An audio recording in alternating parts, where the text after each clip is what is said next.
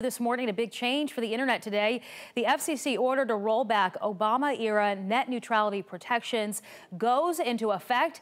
Jerry Carnes live in the newsroom. Jerry, this is a mouthful, but we want to know what this means, why, how it impacts all of us. Good morning, Sheba. The why behind this change all depends on your perspective. There are some who believe less government regulation will mean a faster, better internet. There are others who believe the end of net neutrality will have just the opposite effect.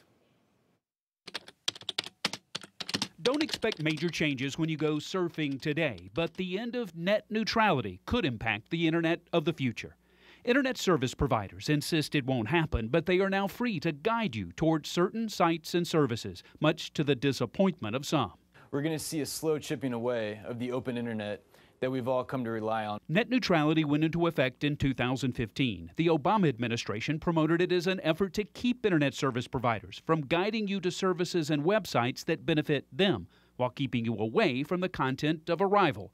The chairman of the Federal Communications Commission said the regulations were overly burdensome for providers and kept them from expanding and improving. Everybody in the internet economy is better off with a market-based approach. Broadband companies insist they will not use the end of net neutrality to manipulate your visits to the internet. No blocking, no throttling, no anti-competitive paid prioritization. Others are doubtful. I don't think it's enough at all to trust these companies. The fight isn't over. There are lawsuits. Congress is considering a vote that would keep net neutrality. Some states are looking at passing their own versions. It's unlikely the matter will be settled before the end of the year.